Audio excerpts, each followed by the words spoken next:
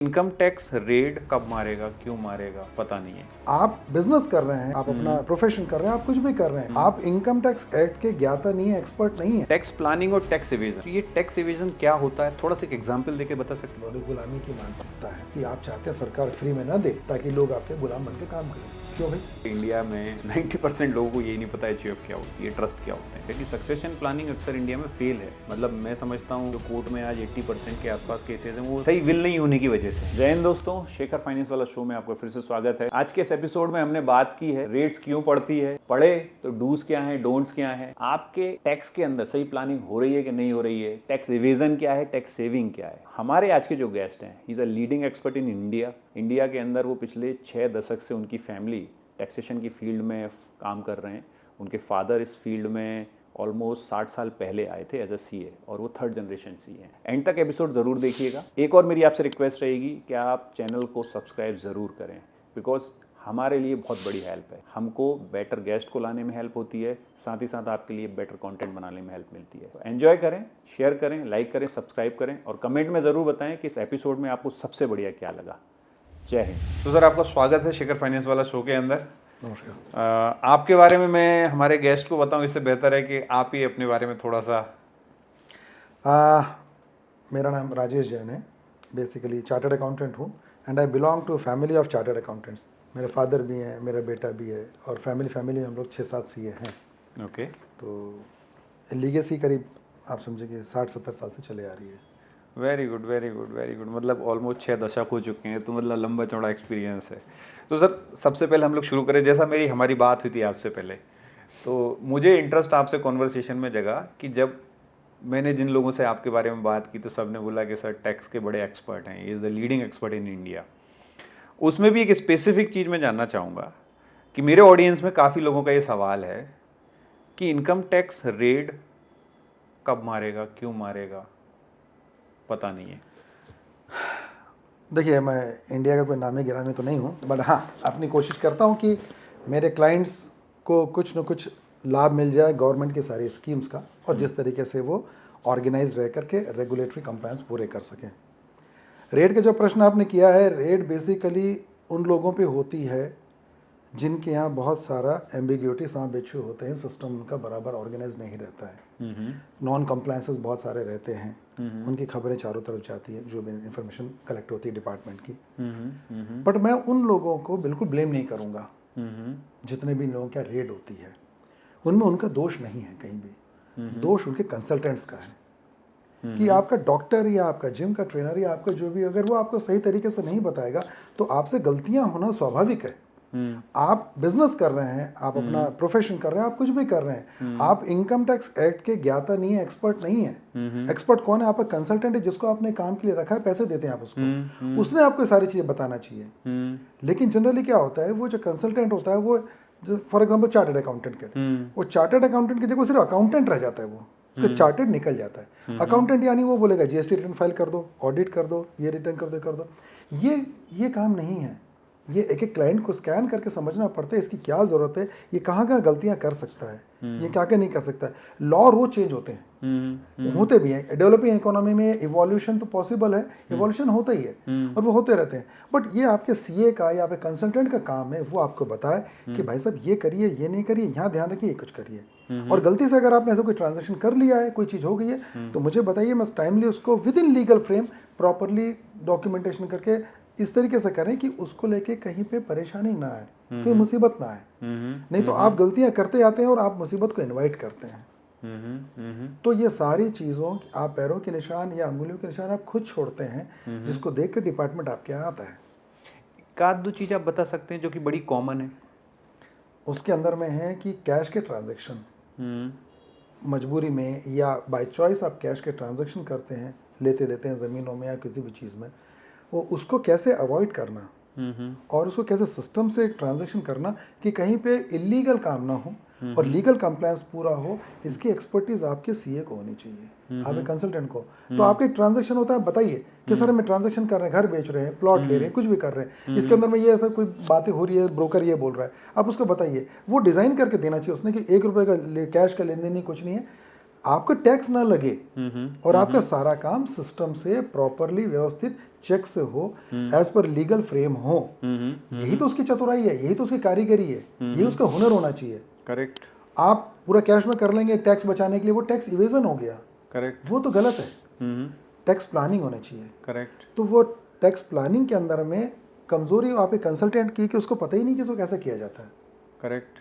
मतलब आप ट्रस्ट मानिए कि इनकम टैक्स लॉ या डिपार्टमेंट या गवर्नमेंट बहुत फेवरेबल है, बहुत अच्छे सब चीज़ बनी हुई है, बहुत अच्छे इनके प्रोसीजर हैं, और उसके अगर आपने पालन किया, उसके सिस्टम को समझा और उसके अंदर में उस ब्रैकेट में जाके बैठे जो आपके लिए उपयुक्त है, तो आपको ना कैश की हैंडलिंग करनी पड़ेगी, ना कैश में डील करना पड़ेगा, और उसके बाद ही आप टैक्स बचा लेंगे।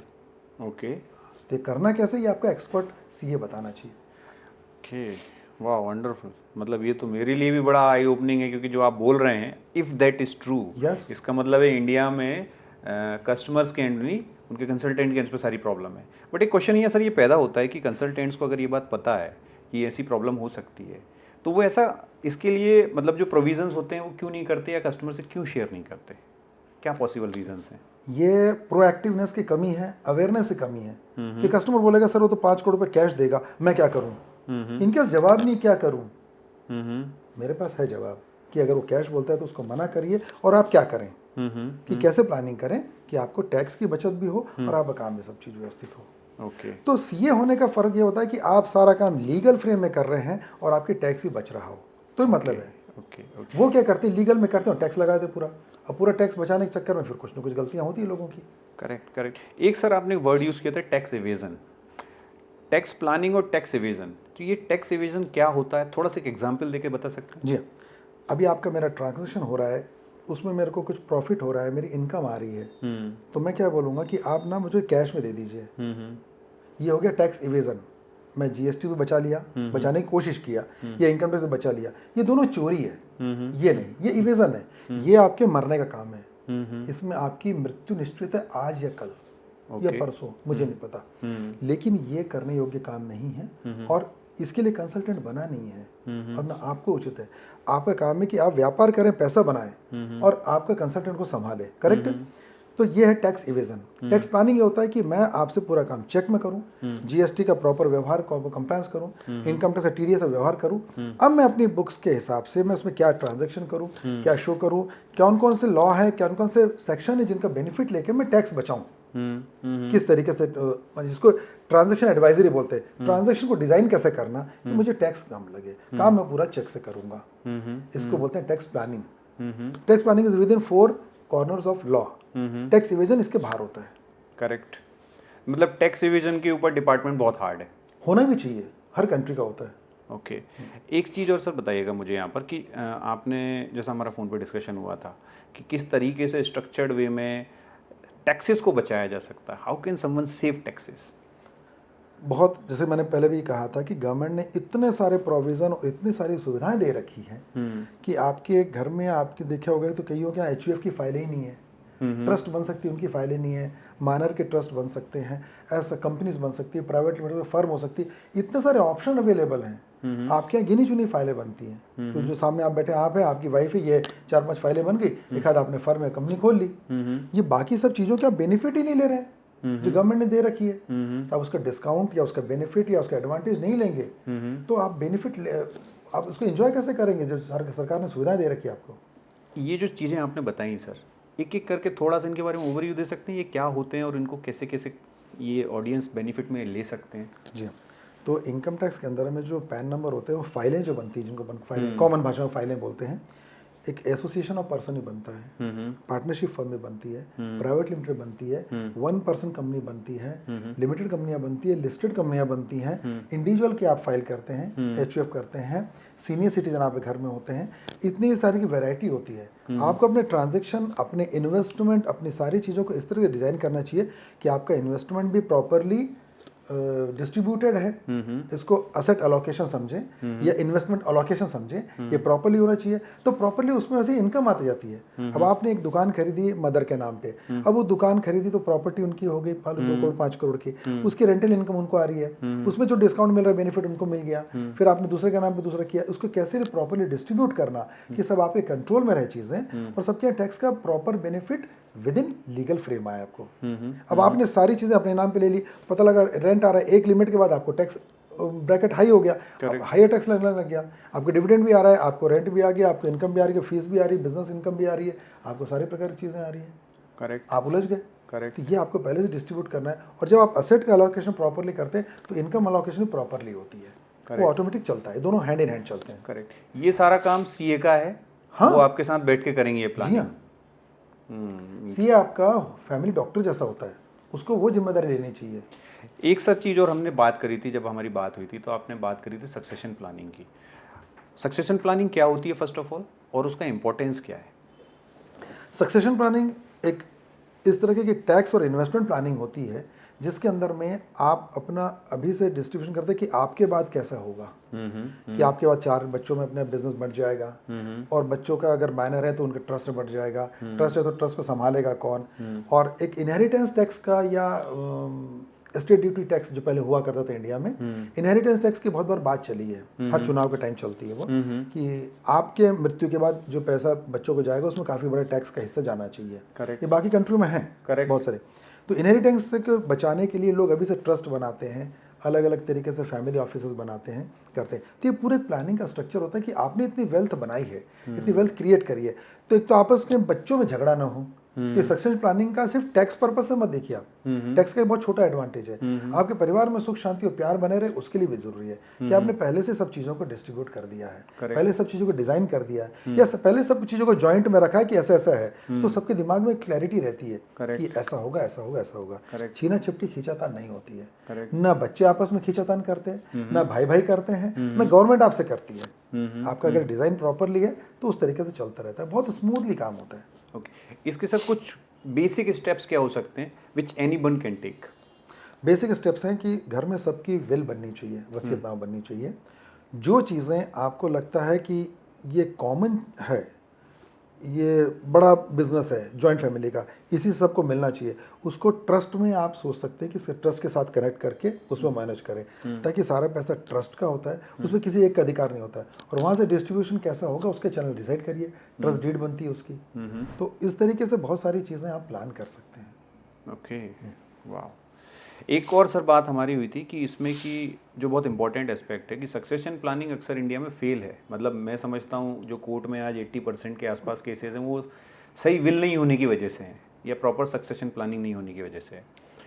इंडिया में कई बड़े घराने हैं जिन्होंने अच्छी सक्सेशन प्लानिंग की तो उनकी फैमिलीज अच्छे से चल रही हैं, और कई घराने हैं जिन्होंने अच्छे से नहीं की तो उनकी फैमिलियाँ ख़त्म हो गई, बिजनेस एम्पायर ख़त्म हो गए। It's a very important topic, but ज़्यादातर फैमिली सक्सेशन प्लानिंग नहीं कर पाती। उसके बहुत सारे कारणों में से एक कारण ये है कि फैमिली के बुज़ुर्गों को अपने आने वाले बच्चों पे भरोसा नहीं है, या ट्रस्ट गैप है। तो ये जो ट्रस्ट गैप है इसको कैसे फिल किया जा सकता है? ट्रस्ट गैप जो है, आपका प्रश्न सही है, आजकल बहुत होता है। एक चीज़ होगी कॉमन सेंस की, जब बात करते हैं तो उसके अंदर में होता है DPR, ये शब्द आपने सुना होगा, डिटेल प्रोजेक्ट रिपोर्ट। आप जिंदगी में क्या चाहते हैं? इज्जत चाहते हैं, प्यार चाहते हैं, फैमिली चाहते हैं, बिजनेस चाहते हैं, पैसा चाहते हैं, आप क्या चाहते हैं? जो आप चाहते हैं उसकी DPR आपने बनाई क्या? नहीं बनाई। उस पर एक्शन लिया क्या? नहीं बनाई। रोड मैप बनाया क्या? नहीं बनाया। जब आपने कुछ किया नहीं है तो उसके रिजल्ट आपको मिलेंगे कैसे? आपको हापुस आम खाना था, आपने पेड़ लगाया नहीं लगाया तो उसके विरोध नहीं मिलेंगे। तो जितनी चीज़ें हैं, बुजुर्ग या जो भी है, विद ड्यू रेस्पेक्ट, उनकी कहीं भूल हुई है इसमें, ये प्लानिंग करने में, इसलिए ये सब चीज़ें हुई हैं। ओके। अगर आपको मालूम होता है कि यार मेरे बाद मैं पैसा जितने बनाया, मैंने 100 बनाया कि 100 करोड़ बनाया, इसके बाद परिवार में सुख शांति सब रहे, तो आप उसकी DPR बनाते, यार मुझे ऐसा करना है। फिर आपको समझ में आता है, जब आप बनाने बैठते, यार मुझे तो आता ही नहीं है कि टैक्स क्या होगा क्या नहीं है, तुम्हें किसको आता है? CA को आता है। चलो मैं CA के पास जाता हूँ, उससे पूछते साहब मेरे को ऐसा ऐसा प्लानिंग करनी है कि मेरे घर में बहुत प्यार संबंध रहे, सबको पैसा भी मिले, सबको आपका हक मिले, और झगड़ा भी नहीं हो, और मेरी मृत्यु तक या मेरे रहने तक के मैक्सिमम पोर्शन मेरे पास रहे, और मेरे जाने के बाद बिना पंगे के धीरे धीरे हो जाए, उसका ट्रस्टी और एग्जीक्यूटर कोई और हो जाए। तो हम DPR नहीं बनाते हैं जिंदगी में कोई भी चीज़ के लिए। फॉरगेट अबाउट टैक्स और सक्सेशन, हम किसी भी चीज़ की नहीं बनाते, हम एट रैंडम चले जाते हैं, फिर देखते हैं क्रिकेट खेलने चले गए, खेलना नहीं आया ऐसा। अच्छा सर, एक इम्पॉर्टेंट चीज़ और आती है, अभी हमने रेट से शुरू किया था तो रेट पर ही बात आती है। अभी किसी के यहाँ रेट पड़ गई है, किसी भी डिपार्टमेंट की पड़ गई है, तो उसको क्या करना चाहिए? उसको बहुत शांति रखना चाहिए, हाइपर नहीं होना चाहिए, घबराना नहीं चाहिए, और एरोगेंस नहीं दिखाना चाहिए, गुस्सा नहीं होना चाहिए, लड़ना नहीं चाहिए, बहुत जेंटलमैन की तरह। देखिए वो एक सरकारी प्रक्रिया के तहत आए हैं, वो जो आए हैं उनकी आपसे पर्सनल दुश्मनी नहीं है, वो एक सरकारी ड्यूटी पूरा करने आए हैं। अगर उनका ड्यूटी है कि सरकार की टैक्स इकट्ठा करना, ठीक है, उनका आपसे दुश्मनी नहीं है, उनको पूरा कोऑपरेट करें, जैसा जो नियम है उसके हिसाब से है उस हिसाब से काम करें।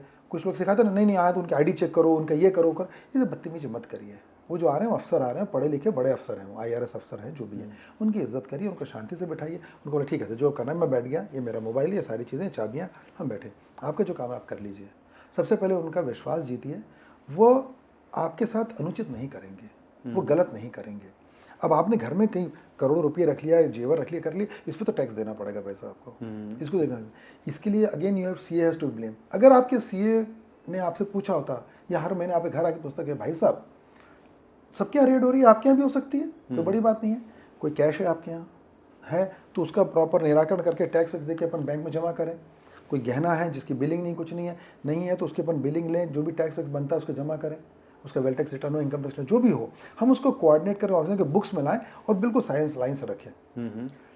जैसे एक सलाह, छोटी सलाह देता हूँ आपको, जितनी ज्वेलरी आप लेते हैं, ज्वेलरी कहीं और पड़े रहती है लॉकर में या अलमारियों में, ना उसका बिल का हिसाब है आपके पास, ना चेक का है। सही सिस्टम है कि हर ज्वेलरी के बॉक्स में उसके बिल की फोटोकॉपी होनी चाहिए, और उसके लिए जो आपने चेक दिया उसकी चेक की फोटोकॉपी भी होनी चाहिए उसके अंदर ही। ज्वेलरी के डब्बे में ज्वेलरी बाद में, पहले उसका हिसाब रहना चाहिए, ताकि कोई भी डब्बा खुले लॉकर में तो उसका बिल दिखे, बिल में फोटो रहनी चाहिए उसकी। बिल है कि एक नेकलेस है, वहाँ नेकलेस कुछ ऐसा नहीं, उस नेकलेस की फोटो इसमें फोटोकॉपी आती है, उसे फोटो है, ये चेक नंबर से पेमेंट किया, इस तारीख को पेमेंट किया, इस फाइल से पेमेंट किया, बच्चे के फाइल से किया, HUF से किया, पर्सनल किया, उसमें साथ में रखिए। क्यों परेशानी मोल लेते हैं? आपको मालूम है ये सब चीज़ें बदल गई है, दुनिया बदल गई है, ऑनलाइन सबको सब कुछ मालूम है। आपको लगता है आपको छुपा लेंगे किसी डिपार्टमेंट से, तो यहाँ पे गलत फहमी है। आप अपने नसीब से थोड़े दिन बच गए, अलग बात है, डिपार्टमेंट को सब मालूम है, वो आ जाएगा कल आएगा, अलग बात है। उसके साथ में रखिए आप हर ज्वेलरी के पीस के साथ। एक सब बहुत सिंपल बेसिक क्वेश्चन है, ज़्यादातर लोगों को ये पता है, बट स्टिल देखिए उनका कहीं ना कहीं मत ये रहता है कि यार हम तो इससे बच जाएंगे, या हमारे वही वाली किस्सा है कि एक्सीडेंट मेरे साथ नहीं होगा, पड़ोसी के साथ होगा। करेक्ट। इस माइंडसेट का क्या इलाज है? बिकॉज देखिए CA भी मैंने देखा है, कोशिश करते हैं, बताते हैं क्लाइंट्स को, बट कहीं ना कहीं एक बार कई कस्टमर भी ऐसे हैं जो रजिस्ट करते हैं कि अरे साहब देख लेंगे, उस समय ले दे के काम कर लेंगे वाला माइंडसेट है उनका। ये कितना सही है, या इसका रेमेडी क्या है? पहली बात है, दो चीज़ें आपने पूछी, रेमेडी क्या वो, जो लोग ऐसे सोचते हैं कि ले दे काम कर लेंगे, जब होगा नहीं पड़ेगा, जब होगा जब देख लेंगे टाइप का जो एटीट्यूड है, ये बहुत गलत एटीट्यूड है। ये छोटे लोगों की सोच है, ये सब ऑटो रिक्शा वाले की सोच है, जो होगा देख लेंगे, चाय की टपरी चला रहे हैं। आप बिजनेसमैन हैं, आप यहाँ आज काम कर रहे हैं 100 रुपये, फिर 1000 जाना है आपको, 10 करोड़ जाना है, 1000 करोड़ जाना है, आप ये सब थोड़ी देख लेंगे। जब आप नहीं देख पाए तो बहुत नुकसान होगा, और उसके अंदर प्रोसिक्यूशन और बहुत सारे प्रोविजन ऐसे आ गए हैं जो आपके महीनों और सालों रगड़ देंगे आपको। आपके सारे बैंक अकाउंट अटैच हो जाएंगे, आपका बिजनेस का सीज हो जाएगा, आपके गोडाउन भी सीज हो सकते हैं, आपके चलती हुई पूरे सिस्टम आपका फेल हो सकता है, आपका एम्पायर थम सकता है। आप ग्रोथ ट्रेजेक्टरी पे आगे बढ़ रहे हैं, आपको 1 इंच भी डिस्टर्बेंस नहीं चाहिए, कंकड़ भी नहीं आना चाहिए आपकी यात्रा में, तो इसलिए देख लेंगे, बहुत गलत सिस्टम है। जो देखना आज देखो, आज और बल्कि अभी देखो। करेक्ट है ना, सब काम अपन अभी करते हैं, सिनेमा जाने से लेकर पार्टी करने से लेकर सब कुछ है, ये काम क्यों नहीं करते हैं? ये आपका कर्तव्य है। आपके अपने पैसे बच रहे हैं, पड़ोसी के पैसे नहीं बच रहे। देख नहीं लेंगे, आज देख लेंगे, आज देख के सब कुछ कंप्लीट कर दिया हमने, सब रेडी है। कल सुबह कोई आदमी आएगा तो अपने सब रेडी है। मेरे ऐसे क्लाइंट हैं जिनके आप चाय पीने जाएंगे, अगर बाहर चाय मंगाते पहले उनके वाउचर बनता है चाय का, फिर वो वाउचर जाता है, फिर चाय आती है, कैश देंगे, शाम को अकाउंटिंग करेंगे। नहीं, आप 12:24 पर जाओ तो 12:23 का हिसाब उनका एंटर्ड है। इतना, क्योंकि उनको इस पे ध्यान नहीं देना, उनको ध्यान देना है बिजनेस पे, उनको आगे बढ़ना है। तो आप भी व्यापारी हैं, आपका काम है व्यापार करना, बिजनेस करना, ग्रो करना। आपका काम टैक्स बचाना नहीं है। Correct, this is not your core business. अपने पोटेंशियल, अपनी कैपेसिटी को पहचानिए, आप कितने बड़े बन सकते हैं। आप टीवी सीरियल में काम कर खुश हो रहे हैं, आप स्टार बन सकते हैं, क्यों नहीं ध्यान दे रहे हैं आप? कहने का मतलब ऐसा है कि आप में पोटेंशियल हो सकता है, लेकिन आपका ध्यान कहाँ जा रहा है? टैक्स चोरी कर लूँ, ये देख लूंगा, उसको निपट लूंगा, ऐसा नहीं। और ये अगर गलती कर रहा है क्लाइंट, तो उसको एजुकेट करना उस CA की जिम्मेदारी है। वाह, amazing sir, amazing. Now move to the next thing that is sir compounding. हमारे देश में ज़्यादातर लोग कंपाउंडिंग समझते नहीं हैं, समझते हैं तो उसका यूज़ नहीं करते। तो हम पहले शुरू करते हैं, what is compounding and how someone can use that. Compounding एक इन्वेस्टमेंट से रिलेटेड मैटर है। कंपाउंडिंग, वारन बफे साहब ने कहा था कि ये 8th वंडर ऑफ वर्ल्ड है, 7 आश्चर्य में आती है, 8वां है। कंपाउंडिंग ऐसा समझिए आप कि 2 बंदूक हैं, आप गोली चला रहे हैं उससे, ये दोनों बिल्कुल सही है, तो दोनों एक जगह सटीक जा रही है, करेक्ट है। और ये बंदूक जरा सी यूँ टिल्ट कर गई, तो 2 किलोमीटर बाद ये गोली कहाँ जाएगी और वो गोली कहाँ जाएगी, यहाँ तो 4 इंच का डिफरेंस इनमें, और एंड में कितना डिफरेंस रहेगा आपके हिसाब से? कई किलोमीटर का हो कई जाएगा। किलोमीटर हो जाता है। Correct. ये कंपाउंडिंग का, ये सिंपल इंटरेस्ट चल रहा है आपका, और ये कंपाउंडिंग जरा सा आपने चेंज किया और आप कहाँ से कहाँ निकल जाएंगे। तो कंपाउंडिंग का चार्ट होता है एक, मैंने एक्सेल शीट में आपके चौथी पास बच्चा भी बना देगा। भगवान की मूर्ति या कुछ रखते हैं ना आप, फोटो वोटो सब ऑफिस में, घर में, एक कंपाउंडिंग चार्ट का फ्रेम करके रखिए, भगवान की मूर्ति बाजू में रखिए। वो कंपाउंडिंग चार्ट देख के आपको समझ में आएगा कि 1 रुपया या 1 लाख रुपया 12% के रेट से बढ़ता जाएगा, तो 10 साल में कितना होगा, 25 साल में कितना होगा, 18%, 15%, 24%। आपके देख के आंखें फटे रह जाएंगी कि 1 लाख रुपया अगर 24% बढ़ेगा तो 20 साल में कहाँ पहुँच जाएगा और 36 साल में कहाँ पहुँच जाएगा। करेक्ट। आप पूरे जीवन उतना पैसा नहीं बना सकते। तो एक शब्द हमेशा याद रखना चाहिए, इनकम, और एक होती है वेल्थ। इनकम पे फोकस कम करिए, वेल्थ क्रिएशन पे फोकस करिए। जो वेल्थ क्रिएशन पे फोकस करते हैं वो अरबपति खरबपति बनते हैं, और जो वेल्थ क्रिएशन पे फोकस करते हैं वो शुरुआत करते हैं कंपाउंडिंग चार्ट से। उनको आर्ट ऑफ कंपाउंडिंग समझता है, इसलिए वो वेल्थ क्रिएट कर पा रहे हैं।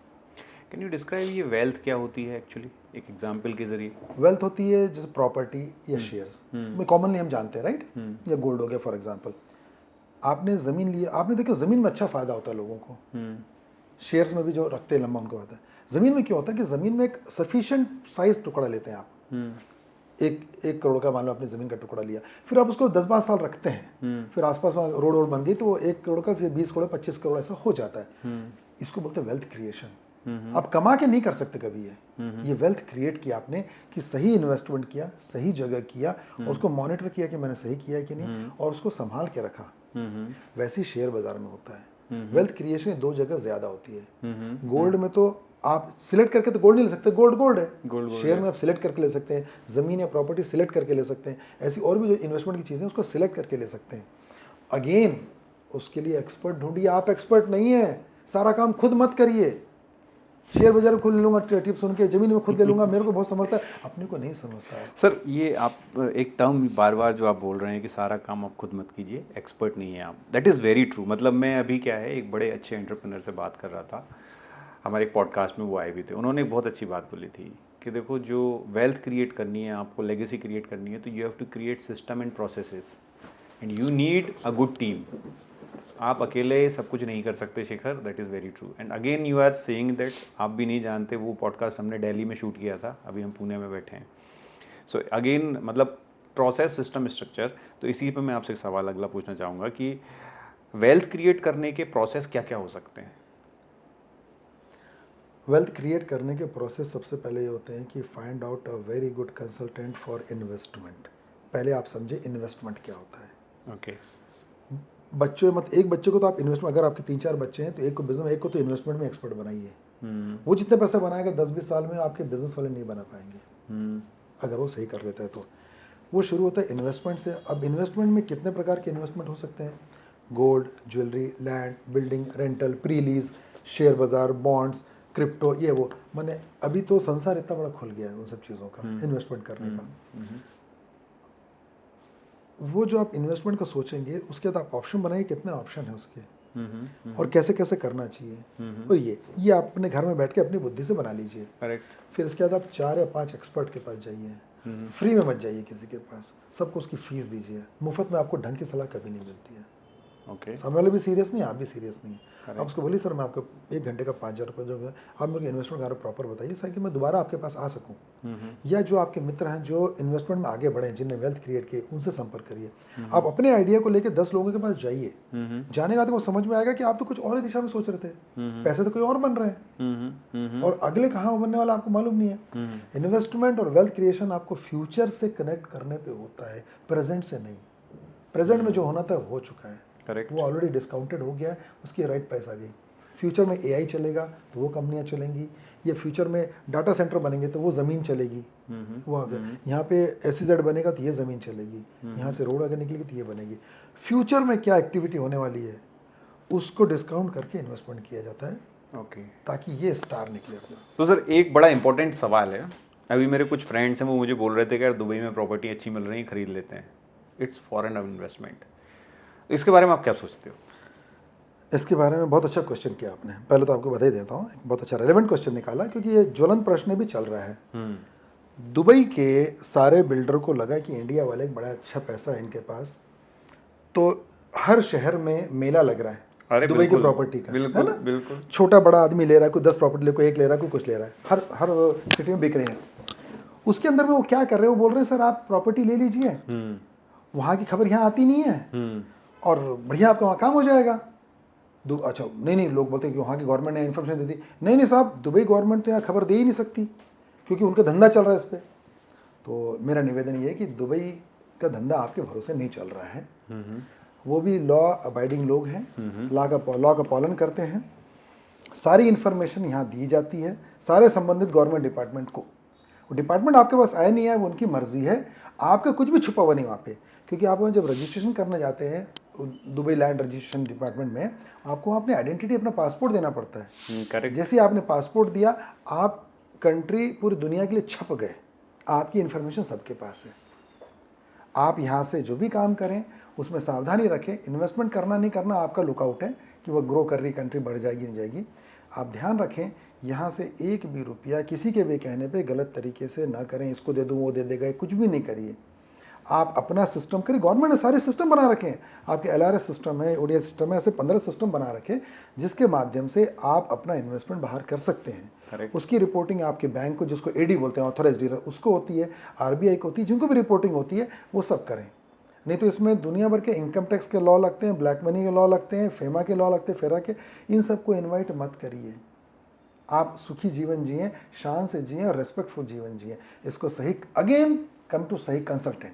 आप एक कंसल्टेंट को पूछिए, भाई साहब मैं जमीन ले जाता हूँ, वो बोलेगा लो आप जहाँ प्रॉपर्टी लेनी है, वर्ल्ड में लो, लंदन में लो, लेकिन ये प्रोसीजर कंप्लीट है, ये कंप्लायंस आप कंप्लीट है, ये आपकी बुक्स कंप्लीट है, ये रिपोर्टिंग कंप्लीट है, अब पैसा रिमिट हो रहा है बैंक के थ्रू, आप लीजिए ना, शान से लीजिए। जिस चीज़ को आप शान से ले रहे हैं उसको शान से भोगना भी चाहेंगे ना, डर डर के भागना तो नहीं चाहेंगे भगोड़े की तरह। इसमें सर एक क्वेश्चन मतलब ये है, क्योंकि जो आपने बात बोली कि घूम फिर के बात ये आती है कि आपके पास जो पैसे का आप रीराउटिंग कर रहे हो ये सोच के कि टैक्स इवेजन कर लूँगा मैं वहाँ पैसा लगा दूंगा, गवर्नमेंट को यहाँ की पता ही नहीं चलेगा, तो ये बहुत बड़ा मिथ है। बहुत बड़ा मिथ है ये। तो आप एक्चुअली सुसाइड कर रहे हैं। गवर्नमेंट से पंगा मत लीजिए, सिस्टम में आइए, प्रॉपरली करिए। गवर्नमेंट हर चीज़ पर टैक्स नहीं मांगती है। लोगों को लगता है बैंक में जितना पैसा आ रहा है, जितने चेक आ रहे हैं, सब में टैक्स लगता है। नहीं, कौन सा रेवेन्यू एक्सपेंडिचर, कौन सा कैपिटल रिसीट आपकी, कौन सा क्या है, उस पर डिसाइड होता है। सारे ट्रांजैक्शन में GST भी नहीं लगता, सारे ट्रांजैक्शन इनकम टैक्स भी नहीं लगता है। आप समझिए, तो गवर्नमेंट ने आपको सारी सुविधा एक जेंटलमैन की तरह आपको ऑनेस्ट टैक्स पेयर समझ के उन्हें पूरी व्यवस्थाएं दी हुई है। उनका उचित लाभ लीजिए, सही तरीके से लीजिए। आप दुबई के सब जगह 1 रुपये नहीं 100 करोड़ में इन्वेस्टमेंट करिए, लेकिन सही तरीके से करिए। वो 1 रुपये भी इधर उधर कैश का लेन देन ये सब मत करिए क्रॉस बॉर्डर। अच्छा सर, जो लोग ये लेन देन कर रहे हैं और गलत तरीके से जिन लोगों ने लेन देन किया है, क्या होगा उन लोगों के साथ? इनका जब तक नसीब बुलंद है, जो दाऊद इब्राहिम कुछ नहीं हुआ ना अंत तक, तो इनका नसीब बुलंद है, जब तक चलेंगे ये। नहीं तो सब चीज़ें स्कैनर पे है। आज नहीं तो कल तकलीफ में आएंगे, और बहुत बड़ी तकलीफ में आएंगे। जितनी होशियारी कर रहे हैं उतने तकलीफ में आएंगे। इसमें पेनल्टीज के क्या प्रोविजंस होते हैं जनरली? देखिए, इनकम टैक्स में तो पहले अगर आपके यहाँ रेड हुई और 100 रुपये पकड़ में आया तो 137 रुपये तक आपसे वसूली की जाती थी। इतनी नहीं थी पेनल्टी, 100 पे 10-20 रुपये नहीं, 137 रुपये। खैर वो अभी गवर्नमेंट ने काफ़ी रिजॉल्व किया उसको। बाहर करेंगे तो फेमा और फेरा के लॉ लगते हैं, जहाँ पे ED पिक्चर में आता है। और ED एक ऐसा डिपार्टमेंट में है जहाँ पे जमानत भी आसानी से नहीं होती है, और वो उनके नियम कायदे कानून बहुत स्ट्रिक्ट हैं, बहुत ज़्यादा। तो अपने को उनका दरवाज़ा देखना है क्या, क्यों देखना है? नियम कानून से चलिए ना, कोई नहीं आएगा आपके घर पे। और इनकी पेनल्टियाँ बहुत ज़्यादा है, बहुत ज़्यादा। ब्लैक मनी एक्ट भी लगेगा आप पे, कुछ आपने ऊटपटांग किया तो बेनामी ट्रांजैक्शन भी लगेगा आप पे। इन दोनों में प्रोसिक्यूशन वाला चक्कर होता है। इनकम टैक्स में पेनल्टियाँ लगेंगी जो अलग है। मतलब आप बहुत बड़ा तबाही को इन्वाइट कर रहे हैं अगर आप कुछ कर रहे हैं। एक सर इसमें आपने बात बोली थी कि ये सब चीज़ें करने से क्या क्या हो सकता है। इसको करने का जैसे किसी के पास लिटरली वैलिड पैसा है and he want to really go there, है ना। अब कंट्री के बाहर पैसा इन्वेस्ट करके वहाँ से कुछ इनकम भी आएगी। तो इसमें एक क्वेश्चन उठता है टैक्सेशन का, क्योंकि अभी हमने एक पॉडकास्ट शूट किया था, उसमें हुआ ये कि वो कंसल्टेंट बेसिकली इंटरनेशनल बिजनेस को सेटअप करने में हेल्प करते हैं। तो वहाँ एक बात निकली कि टैक्सेशन का इसका सिस्टम क्या रहता है। तो ड्यूल टैक्स नाम की एक चीज़ मुझे उस दिन पता चली कि ऐसा भी होता है। तो वो चीज़ क्या होती है उसके बारे में थोड़ा सा बताएं। उसको DTTA बोलते हैं, डबल टैक्स ट्रीटी अरेंजमेंट और एग्रीमेंट। सारी कंट्रियों के साथ तो नहीं, लेकिन मैक्सिमम कंट्रियों के साथ है। ये बोलते हैं कि अगर आपके यहाँ टैक्स दे दे या हमारे यहाँ टैक्स दे दे, कोई एक जगह टैक्स दे दे सामने वाले इंसान, ओके, तो अगर वहाँ पे आपने टैक्स दे दिया है तो वहाँ के सारे डॉक्यूमेंट आपके यहाँ आते हैं, तो उस पर वहाँ का टैक्स नहीं लगता आपको, Correct. या लगता है तो बहुत नॉमिनल लगता है। करेक्ट। तो ये डबल टैक्स ट्रीटी अरेंजमेंट का पूरा बेनिफिट लीजिए। एंड ये मान के चलिए कि आप अगर इंडियन सिटीजन हैं तो आपकी ग्लोबल इनकम यहाँ टैक्सेबल है। आपने कंपनी वहाँ खोल ली, उसकी बोर्ड मीटिंग है और यहाँ से कंट्रोल कर रहे हैं तो भी टैक्स लग जाएगा, भले वो दुबई में है कि लंदन में है। लिटरली? जी हाँ, उसका कंट्रोल यहाँ से हो रहा होगा, उसका मैनेजमेंट यहाँ से हो रहा होगा, उसके शेयर होल्डर बेनिफिशियरी यहाँ बैठे हैं, उस पर टैक्स लगेगा। अब ये मत सोचो कि दुबई में खोल लिया, सारे शेयर मेरे पास है, मैं डायरेक्टर हूँ, सब कुछ हूँ, यहीं से बोर्ड रेजोल्यूशन पास कर रहा हूँ और मैं वहाँ 100 करोड़ भी कमा लिया, टैक्स लगेगा ना। बीइंग ए इंडियन सिटीजन आपकी ग्लोबल इनकम टैक्सेबल है। उसके अंदर बहुत सारे राइडर हैं, इफ़ बट लेकिन किंतु परंतु, वो समझ के करिए। ब्लैंकेट ओढ़ के मत सोइए कि ब्लैंकेट आप छूट गए ना। कौन छूटा है कौन नहीं छूटा है, किसको टैक्स लगेगा किसको नहीं लगेगा, ये बहुत बड़ा वो है। अगेन राइट कंसल्टेंट, वो जो दलाल दुबई से आते हैं वो अपना माल बेचने के लिए कुछ भी झूठ सच बोल के आपको माल बेच के जाते हैं, करेक्ट है। वैसे ही कंसल्टेंट को जो नहीं समझ में आता वो अपनी कंपनी, अपना फर्म, अपना सिस्टम, अपनी सर्विस बेचने के लिए आपको कुछ भी बोल के जाता है। मत करिए। अच्छा सर, एक बड़ा क्वेश्चन है, अच्छा कंसल्टेंट कैसे चुने? उसके लिए आपको अपना पर्पस डिटेल जाएगी, डिटेल प्रोजेक्ट रिपोर्ट डिसाइड करिए कि मुझे क्या क्या करना है, मुझे क्या सेफ रहना है, मुझे प्रॉपरली करना है, मुझे कंप्लायंस करना है, ठीक है। आप 3-4 बड़े CA लोगों से मिलिए और उनसे पूछिए सर मैं ये करना चाहता हूँ, who is the right consultant. जैसे 4 डॉक्टरों से मिलते हैं अपन, सेकंड ओपिनियन लेते हैं, डॉक्टर का एक ने बोला ऑपरेशन कर दो, निकाल दो किडनी, अपन नहीं करते हैं, अपन 3-4 से पूछते हैं। वैसे 3-4 लोगों से पूछिए, उनसे पूरा समझने के बाद अपने शुभ चिंतकों के पास जाइए जो इस काम को कर चुके हैं या जो बड़े लेवल पर अराइव हो चुके हैं, जो सक्सेसफुल हो गए, उनके जाइए कि सर मैं इस काम करना चाहता था, 4 CA ने मुझे ये बताया, आपकी क्या सलाह है। ऐसा जब 7-8 लोगों से पूछेंगे जो आपके वेल विशर है, जो आपको सही बताएंगे, जिनका वेस्टेड इंटरेस्ट नहीं है, तब आपको समझ में आएगा कहाँ कर रहे हैं। और कुछ भी समझ में नहीं आया तो मैं तो बैठा हूँ। Actually this is a big issue. Actually sir हम लोगों ने एक पॉडकास्ट शूट किया डेडिकेटली इस पे अनुराग मित्तल जी के साथ दिल्ली में, how to choose a consultant. तो अनुराग जी ने एक बहुत अच्छी बात बोली उसमें कि जो आपको अच्छा लग रहा है वो मत चुनिए, जो आपके लिए अच्छा है वो चुनिए। जो आपके लिए अच्छा है ना, वो कई बार कड़वे मतलब करेले के जूस जैसा होता है, वो आपकी सेहत के लिए अच्छा है, बट आपको शुगर केन पसंद है तो आप शुगर केन मत ढूंढिए। करेक्ट, बहुत सही बोला। तो that was very very very. एक चीज़ और सर, इंटरनेशनल बिजनेस सेटअप है ना, कई अभी इंडियन ग्रोइंग कंपनीज है out of India business set कर रहे हैं, उन लोगों को क्या क्या चीज़ें ऐसी हैं इनकम टैक्स के दृष्टिकोण से जो ध्यान में रखना चाहिए? देखिए, आप बिजनेस बाहर सेटअप करेंगे ना तो सबसे पहले आपको बोलेगा कि सुनिए आप आइए, मैं आपका वो करा देता हूँ वीज़ा। पहले आप जाएंगे, फिर आपको कोई भी एक रसल खेमा, फसल खेमा, ऐसे 15-20 SEZ का जोन है, ऐसे 56 जोन है UAE में जो फ्री जोन बोलते हैं। वहाँ पे कंपनी खुला देगा। एक कंपनी खुलाने पे आपको एक एमिरेट्स कार्ड मिल जाता है। उस पर ज़्यादा बड़ी कंपनी खोलेंगे तो 4 एमिरेट्स कार्ड मिल जाएंगे आपको एम्प्लॉय के लिए भी, वगैरह वगैरह। इसलिए आपको दुबई आना जाना ईजी हो जाता है ना? और बैंक अकाउंट खोलने में आसानी होती है। और अभी कंपनी तो खुला देता है, लेकिन जैसे ही आपने वहाँ कंपनी खोली, आपके इनकम टैक्स में 4 लायबिलिटी बढ़ गई, रेस्पॉन्सिबिलिटी ऑब्लिगेशन बढ़ गए। आपको रिपोर्ट करना पड़ता है, उसमें बराबर रिटर्न फॉर्म में कॉलम है, क्या आप बाहर किसी कंपनी में डायरेक्टर हैं, मालिक हैं, शेयर होल्डर हैं, ट्रस्टी हैं, या कुछ भी नहीं है तो पावर ऑफ अटॉर्नी होल्डर हैं, मैंने आपके दस्तखत से बैंक अकाउंट ऑपरेट होता है तो भी रिपोर्ट करिए। वहाँ पीक बैलेंस कितना था, कम बैलेंस कितना था, कहाँ से पैसा है, कहाँ गया, ये सब आपको यहाँ रिपोर्ट करना पड़ता है। ये पता है आपको? नहीं पता है। क्या वो कंसल्टेंट इतना बताता है कि आपको कंप्लायंस करना पड़ेगा? वो कंप्लायंस वहाँ भी करना पड़ेगा। अब यहाँ से वहाँ पैसे का अगर हमने लेन देन किया हुआ है तो वो भी रिपोर्ट करना पड़ेगा। कंपनी फ्री में तो खुलेगी नहीं। एक कंपनी खोलने को मिनिमम 3 लाख रुपए या मैक्सिमम 5-10 लाख रुपए लगते हैं जो। करेक्ट। तो वो 3-4 लाख रुपए आपने कैसे भेजे? यहाँ से LRS से भेजे, कैसे भेजे, किसको दिए? वो कंपनी खोली है तो वहाँ से आपकी अकाउंटिंग चालू होगी, उसकी पूरी रिपोर्टिंग यहाँ करनी है आपको। उसके पूरा हिसाब किताब रखिए, अपने रिटर्न में फाइल में करिए, नहीं तो आप पे इनकम टैक्स के अलावा एक ब्लैक मनी एक्ट है वो भी लग जाएगा। ओह जी। अब आपने खोल लिया, वहाँ खोलने के बाद आपके अकाउंट में जितने पैसे आ रहे हैं जा रहे हैं, यहाँ हिसाब पूछ सकते हैं कभी भी। Very good. एक चीज़ और सर, अभी आपने बीच में दो शब्दों का यूज़ किया था, HUF एंड ट्रस्ट, क्योंकि आपने बताया और लिटरली मैं क्योंकि फंडिंग करता हूँ तो मैं देखता हूँ कि इंडिया में 90% लोगों को यही नहीं पता HUF क्या होती है, ट्रस्ट क्या होते हैं। एक क्विक ये दोनों के बारे में कि ये क्या होते हैं, किस किस पर्पस में इनको यूज़ किया जा सकता है, और किसको तो खोलना चाहिए और किसको बिल्कुल नहीं खोलना चाहिए। हर आदमी को खोलना चाहिए। हम्म। माइनर बच्चों का ट्रस्ट बनता है। ओके। माइनर बच्चों का ट्रस्ट बनता है तो अभी गवर्नमेंट ने ऐसी सुविधा दे रखी है आपको कि 5-10 लाख तक तो टैक्स ही नहीं लगता एक फाइल में। ओके। ठीक है, 5 लाख का बेसिक भी दे दिया, फिर LIC कर लिए वो कर लिया, आपने इन्वेस्टमेंट कर लिया, तो 5-10 लाख तक विशेष टैक्स लगता नहीं है। ओके।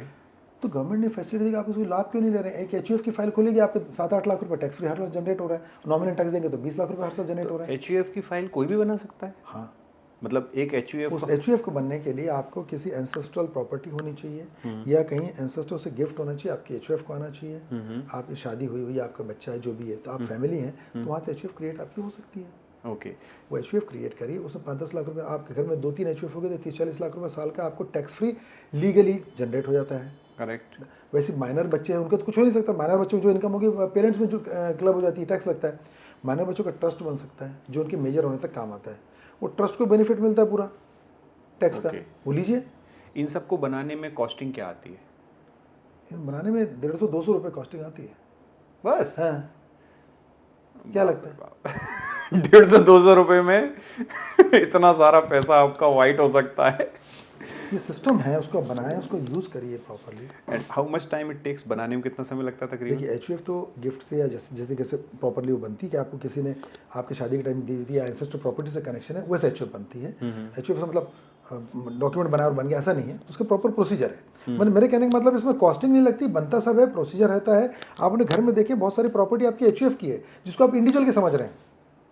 करेक्ट। बहुत सारी प्रॉपर्टी आपकी HUF की है जिसको आप इंडिविजुअल समझ के वैसे ट्रीट कर रहे हैं, वैसे टैक्स दे रहे हैं। आप उसको सेग्रीगेट करके प्रॉपरली करिए। करेक्ट। ट्रस्ट बनता है, ट्रस्ट तो आप बना सकते हैं, वो लॉयर से बनता है ट्रस्ट, तो वो बनाइए, उसका कोई एग्जीक्यूटर रहता है, उसका बेनिफिशियरी कौन रहता है, उसका कौन क्या नहीं रहता है, वो पूरा सिस्टम बना हुआ है ट्रस्ट का, बनाइए। ये चैरिटेबल है, पब्लिक ट्रस्ट की बात नहीं कर रहा, प्राइवेट ट्रस्ट की बात कर रहा हूँ। प्राइवेट ट्रस्ट के बेनिफिशियरी और ये फिक्स होते हैं? सब फिक्स होते हैं, एग्जीक्यूटर फिक्स, सब फिक्स रहता है। Very good, very good. वाह सर। एक सर आपने बात बोली थी गवर्नमेंट बहुत फेवरेबल है ना, हम लोग अब इसकी तरफ बढ़ते हैं क्लोजिंग की तरफ, तो ये बात कि गवर्नमेंट बहुत फेवरेबल है, बट लोगों का ऐसा मानना है कि गवर्नमेंट बहुत हार्श है।